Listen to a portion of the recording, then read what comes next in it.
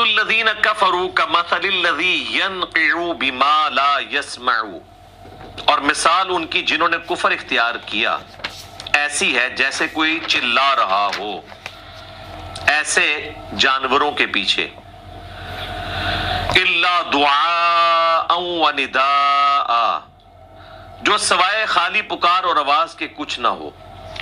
یعنی اللہ تعالیٰ فرما رہا ہے جیسے کہ کوئی انسان جانوروں کو پکارے، ایک تو نا جانوروں کو اس آواز سے پکارنا کہ ان کو سمجھ آ جائے جیسے پالتو جانور ہے، لیکن اگر آپ جانوروں سے گفتگو کرنا شروع کرتے ہیں اور چیخ چیخ کے کہیں کہ جی کسی بیل کو یا گائے کو کہ ادھر آ یا ادھر آؤ، اور اللہ تعالیٰ ہمارا ہے وہ چیختے رہے، یہ جو سچویشن ہوتی ہے نا اس شخص کی، تو اس کو لوگ کیا کہیں گے؟ پاگل۔ تو اللہ تعالیٰ ہمارا ہے کہ جو لوگ اللہ کی وحی جو آسمان سے نازل ہوئی ہے نا اس کی پیروی نہیں کر رہے نا، وہ اسی کی مانت ہے۔ اور اللہ معافی دے آپ کے دیکھیں اس ساری تفصیل میں اس نے کفار کا نام لیا نہیں، کفار کے لفظ ہے مثل الذین کفروا کمثل الذی، مثال ان لوگوں کی جو کافر ہیں، کافروں کی مثال اب آگے دیکھیں کس طرح مسلمانوں میں فٹ کر رہا ہے۔ پکا یہ خوارج کا پیروکار ہے۔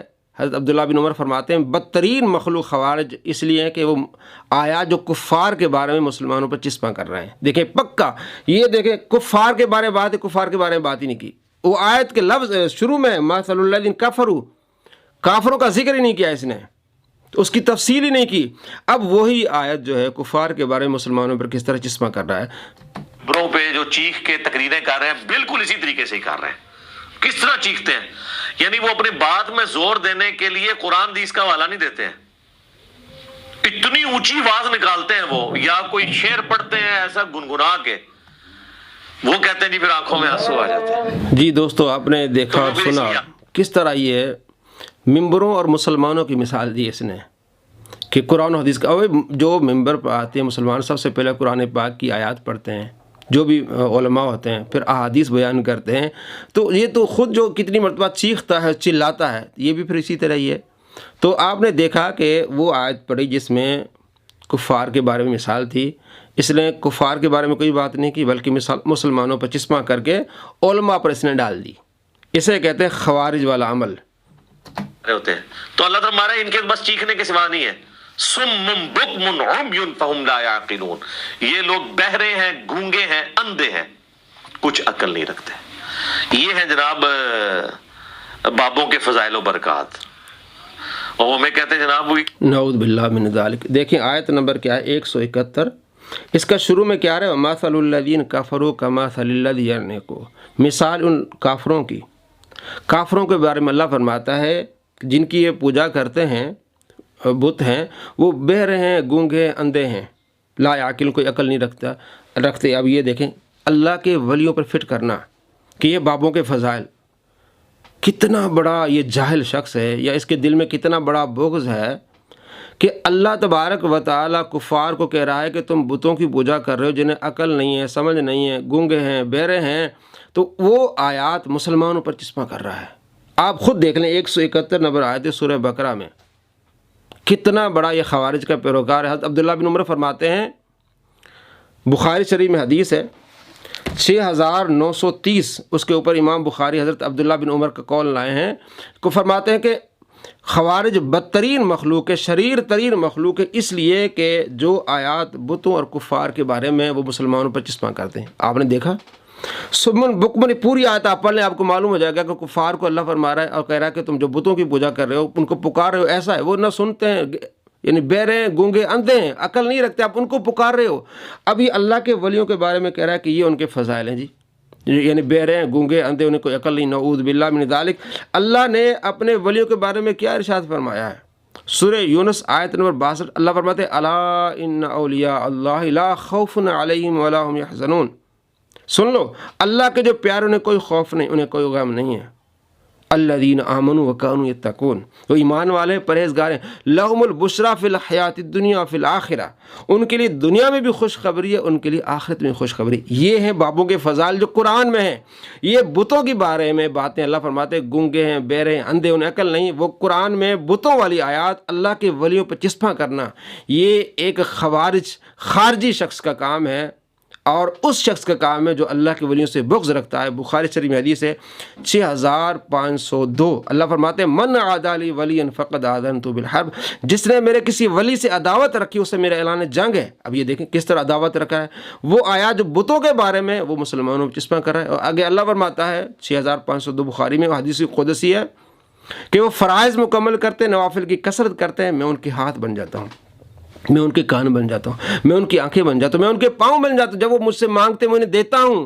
اللہ اتنی محبت فرماتا ہے، یہ ہے فضائل۔ اور 1055 نمبر روایت ہے بخاری میں، آپ علیہ السلام فرماتے ہیں اللہ کریم جب کسی بندے سے محبت کرتا ہے تو جبرائیل کو بلاتا ہے کہ میں اس بندے سے محبت کر رہا ہوں۔ جبرائیل آسمانوں میں ندا کرتے ہیں کہ اللہ اس بندے سے محبت کرتا ہے، تم بھی کرو۔ پھر اس کی محبت دنیا والوں کے دلوں میں رکھ دی جاتی ہے، سارے لوگ ان سے محبت کرتے ہیں۔ یہ اللہ بندوں سے محبت کرتا ہے، وہ جو اللہ کے پیارے ہیں۔ یہ ہے وہ فضائل۔ سورہ فاتحہ میں ہم کیا کہتے ہیں؟ اللہ فرماتا ہے اہدنا الصراط المستقیم صراط الذین انعمت علیہم صراط الذین انعمت علیہم غیر المغضوب علیہم ولا الضالین۔ دعا مانگو کہ اللہ میں سیدھے راستے پر چلا، ان کا راستہ جن پر تو نے انعام کیا۔ وہ کون ہے؟ سورہ النساء آیت نمبر 69، اللہ فرماتے ہیں انعم اللہ علیہم من النبیین والصدیقین والشہداء والصالحین۔ یہ وہ لوگ ہیں، نبی، صدیق، شہداء اور صالحین، ان کے راستے پر چلنا ہے۔ یہ کہتا ہے ان کے یعنی بتوں والی آیت سمن بکمن امن، اندھے ہیں، گونگے، بہرے، وہ بتوں والی آیت مسلمانوں پر چسپاں کر کے کہتا ہے یہ ہے ان کے فضائل۔ اور جو قرآن میں ان کے فضائل ہیں کہ ان کے راستے پر چلنا ہے۔ یہ صدیق، شہداء اور صالحین، اور ان کی سنگت اچھی ہے۔ وہ فضائل جو اللہ کے ولیوں کے وہ بیان نہیں کر رہا، اور جو اللہ نے بتوں کے بارے میں اور کافروں کے بارے میں بات کی ہے وہ بتوں والی یا کفار والی آیت مسلمانوں پر چسپاں کر رہا ہے۔ تو آپ کو معلوم ہونا چاہیے کہ واقعی بھی یہ بندہ خارجی ہے، قادیانیوں کی نسل سے خارجی بندہ جو قرآن پاک میں تحریف کر رہا ہے، کس طرح مسلمانوں کے دلوں میں بغض ڈال رہا ہے اللہ کے ولیوں کا، اور قرآن پر خدا پر جھوٹ باندھ رہا ہے۔ ایک مرتبہ آپ یہ پڑھ لیں سورہ بقرہ کی آیت نمبر 171، آپ کو معلوم ہو جائے گا کہ اس نے قرآن میں تحریف کی ہے۔ پوری آیت پڑھیں، آپ کو معلوم ہو جائے گا اللہ کفار کے بارے میں اور بتوں کے بارے میں بیان فرما رہا ہے، ان کی مذمت فرما رہا ہے، اور یہ کہہ رہا ہے کہ یہ جی بابوں کے فضائل۔ نعوذ باللہ من ذالک، اللہ کریم ایسے شریروں اور جھوٹوں پر لعنت بھیجے اور ان کو تباہ برباد کرے جو قرآن میں تعریف کرتے ہیں اور اللہ کے ولیوں سے بغض رکھتے ہیں۔ اب انجینئر محمد علی مرزا کو کیا پتا کہ بابا کیا ہوتا ہے؟ بابا کیا ہوتا ہے؟ جی جی، یہ جناب آپ دیکھ لیں، یہ ہے کتابوں کا جہاں اور وہ ہے بابوں کا جہاں۔ جی دوستو، آپ نے دیکھا یہ ہے کتابوں کا جہاں اور یہ ہے بابوں کا جہاں۔ واقعی بھی صحیح کہتے ہیں کہ انجینئر مرزا کو کیا پتا کہ بابا کیا ہوتا ہے، اللہ کے ولی کی شان کیا ہوتی ہے۔